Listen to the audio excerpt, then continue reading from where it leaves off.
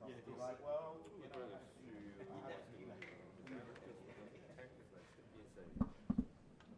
Yeah. Both of my kids graduated from York. Oh wow, that's great school. Yeah. That's a great school. What was it again? Pennsylvania, York, Pennsylvania. Yeah, I've heard of the name before.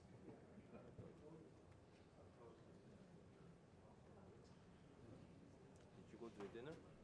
No, wasn't invited. No. Were you there? Were you invited? We never go to the correspondence. We're always at the WHMPA, but not the one. I mean, not the correspondence. I mean, we don't have like writers, Right. so it's very different. You guys have correspondence, so yeah. Yeah.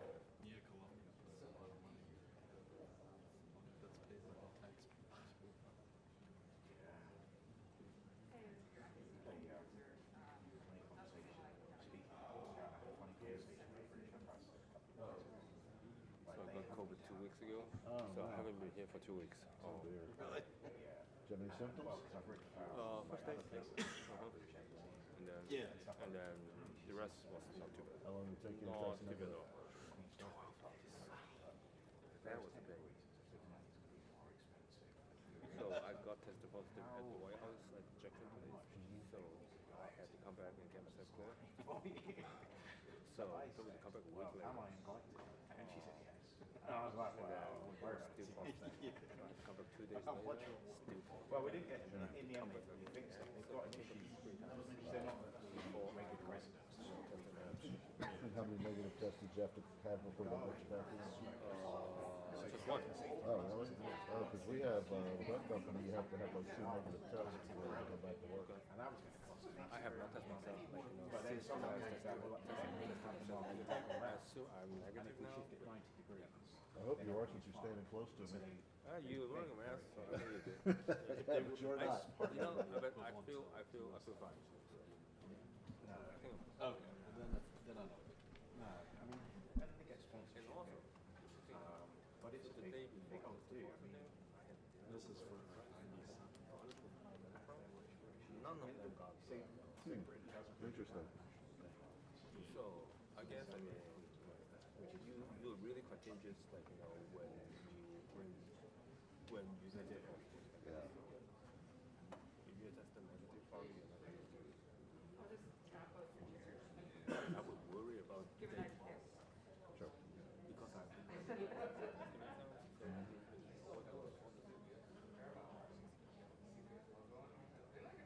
I think I'm over now. I hope so. It was Friday. Yeah. 3 days ago.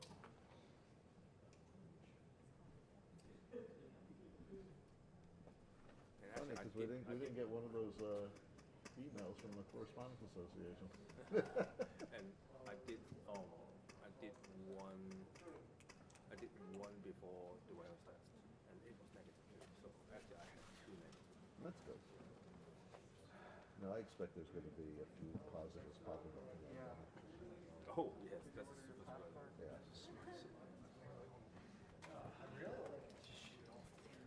There you go. Get your super duper lens.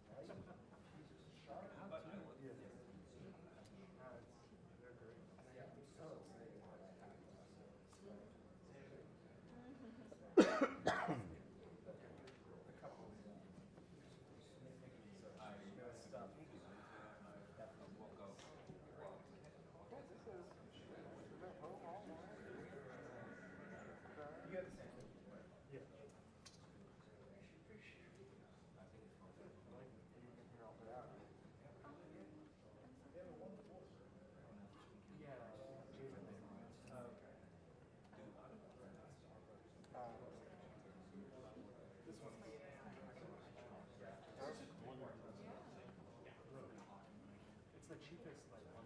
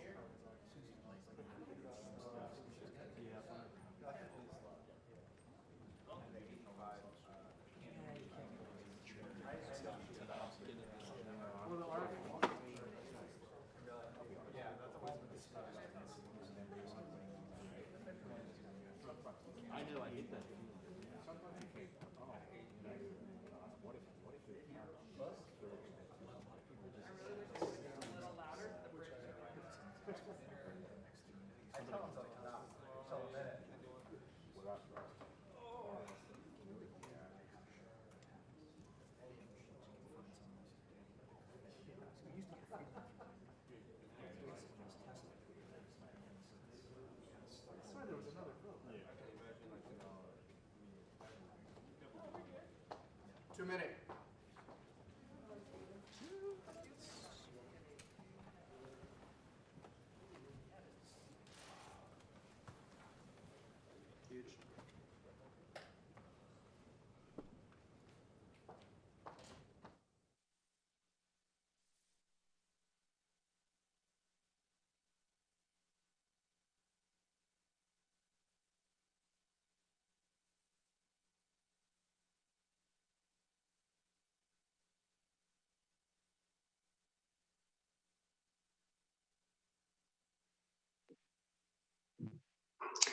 Good afternoon, everyone, and a very special welcome to our Presidential Rank Award winners and their families. Thank you for being here today. I'm Karen Ahuja, Director of the Office of Personnel Management, and I'm thrilled to join the celebration with President Biden to honor our 230 Presidential Rank Award winners. And what better time for us to honor these winners than today, the first day of Public Service Recognition Week. All too often, the hard work of serving the American people takes place away from the public side. And if you ask any federal employee, they'll tell you they're here for the mission more than the accolades. They want to see the positive impact of their work on the world around them. And the federal government is an unparalleled platform to do just that. Public Service Recognition Week is a time to acknowledge the federal workforce, and the Presidential Rank Awards are a perfect way to celebrate outstanding federal leadership. I want to thank President Biden for making the federal workforce a top priority from day one of his administration. It is why I chose to serve under President Biden, because of this commitment. In Executive Order 14003, which the President signed during his very first week in office, he stated quite succinctly, career civil servants are the backbone of the federal workforce, providing the expertise and experience necessary for the critical functioning of the federal government. It is the policy of the United States to protect, empower, and rebuild the career workforce. Simply put, the beating heart of the federal government is made up of the public servants who work here, and this administration knows it. Federal service is an honor and an opportunity to do meaningful work. But it comes with challenges and sacrifices, especially over these last few years, particularly for members of our senior executive service and other senior leaders, almost 8,000 strong, whose significant experience and skill sets mean they have numerous options for where to build their careers. Many of the PRA winners joining us today have jobs of staggering complexity and demand. They are the senior managers, policymakers, and technical experts whose accomplishments embody agency mission, service, and stewardship. They inspire their colleagues to join them in striving for excellence, and in that sense, they are a force multiplier for the tireless public service that every American is proud of. That's why it's so important to celebrate these top performers and their families who make it all possible and empower the federal workforce overall. The Presidential Rank Awards, bestowed by our president, recognize exceptional performance by career senior executives in the federal government and are the premier awards program for federal employees. Every award recipient rose to the top through hard work and dedication. They were nominated by their cabinet secretary or head of their agency. And while President Biden bestows this honor, and OPM proudly facilitates the rigorous review and selection process, this is an award from the American people. The recipients are a credit to our country and choose to use their knowledge, ability, and skills on behalf of the American people. I know this is deeply personal for President Biden. We've all heard him say that a job is more than a paycheck. It's about dignity. And the 230 PRA recipients we're celebrating today would add something to that. They've showed that for them, it's also about service. At OPM, we like to say we work as hard for federal employees as they work for the American people. And I will just say that the leaders joining us today set that bar very high. For me, it's a true privilege to be among giants right now and to work to meet the high bar you set for all of us and to uplift and empower the federal workforce every single day. And with that, it's my honor to turn it over to one of our distinguished Presidential Rank Award winners, Diana Espinoza, Deputy Administrator of the Health Resources and Services Administration, along with the President of the United States, Joe Biden.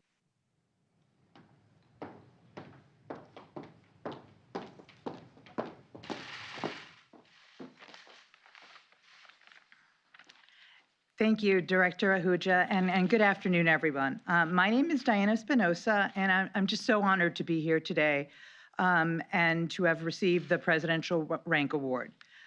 I serve as the Deputy Administrator of the Health Resources and Services Administration, an agency of the U.S. Department of Health and Human Services. And so since this is government, I must also use acronyms, and so our agency is known as HRSA. And my agency's primary mission is to provide equitable access to health care for all Americans, with particular focus on those who face barriers getting the high quality health care that they need and deserve. During the pandemic, the programs and partnerships that HRSA has with states, local governments, community-based organizations were instrumental in ensuring that vulnerable communities got the care that they needed. I led efforts to stand up 2 critical COVID relief programs in record time. The first one was an uninsured program that paid claims reimbursement for providers who delivered testing, treatment, and care to and vaccinations to uninsured individuals. This program helped people, everyone, have access to COVID care regardless of their ability to pay. I also led our work to stand up the Provider Relief Fund, which quickly provided funding to healthcare providers across the nation so that they could keep their doors open and continue to provide the care that the American people need. When I look back on the incredible work that I've been part of for the past couple of years, I have to say, you know, I'm amazed, I'm proud, I'm still a little exhausted, and I just never imagined, you know, someone like me who is a first-generation American, the first generation of my family to go to college, would be sharing the stage with the President of the United States. And so I say we all get called to service in different ways. And I know that, you know, in my years of public service, especially over the last couple years, one thing that I certainly know is that public servants really know how to step up and provide the services and programs the American people need, especially when they need them the most. And so thanks for having me today. And now please join me in welcoming President Joe Biden. Good. Congratulations. Thank you. Congratulations. Well, thank you all. Karen, thank you for the great job you're doing leading the Office of Personnel Management. And thank you, Diana. Diana, thank you most of all for the difference you've made. Really made a difference in people's lives. You saved people's lives in the process. Helping speed resources to the hospitals and healthcare workers in the front lines when they needed the help the most. Because you and your team delivered, there are families who gather around a dinner table tonight and it's completely filled. There's no empty chairs. 1 million people have died. 1 million people have died, but think of all the lives you helped save. You know, they may not know your name, but you have their gratitude. And that's what public service is all about. It's that what the President's Rank Award is all about. They're about the families in every corner of this country whose lives all of you who are behind me on the screen, all of you have touched. Every single one of you. Those families may never know your names, but you have their gratitude. It It was my honor to reestablish these awards last year after the previous administration made a decision to cancel them. Because these awards are about more than individual recognition. They're a reminder to all of us, to everyone, of the extraordinary capacity, creativity, diversity, and dedication of our federal workforce. And a reminder of why you all the work you do matters so much. You know, a couple weeks before I was sworn in January 2021, I sent a message to all career civil servants. And I meant it at the time, and I still mean it. I told them that we're a team, one America, and I meant it. Over the last 15 months, you've helped us deliver so much to the American people, helping stand up a wartime efforts to get the country vaccinated, getting checks into people's pockets of families who needed help, literally just to keep food on the table, keep a roof over their heads, helping communities rebuild in the wake of storms and wildfires, and caring for our veterans, cleaning up the polluted lands and waters, implementing the bipartisan infrastructure law to deliver good-paying job opportunities and game-changing investments to communities all across America, and so much more. Most of all, you restored the faith of millions of Americans in their government, that their government sees them and hears them, that we listen to them, respect them, and reflect them. You're helping restore their faith that democracy can deliver in America. And by restoring their faith and coming through for them today, you're helping strengthen our country for tomorrow in a literal sense. Look, you and your colleagues couldn't have done, if you had opportunities looking back on it, probably you could have done anything, almost anything with your careers. You're so talented. But you chose public service. And the families in every corner of this country are better off today because you made that choice.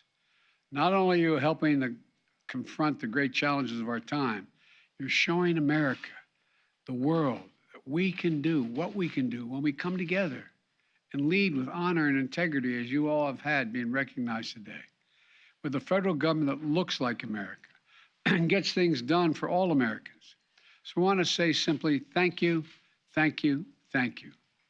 Not only to you, but to your families as well, for the sacrifices you've all made to serve our nation and to deliver for all the folks around the kitchen tables tonight and today and this morning and tomorrow and the next day, who might never know your names. It makes a difference. I hope that these awards remind each of you of why you're here and why it matters. So let's keep it up. Let's keep delivering for the American people. Because I tell you what, we work for them and we have to do our job, and you're doing it incredibly well.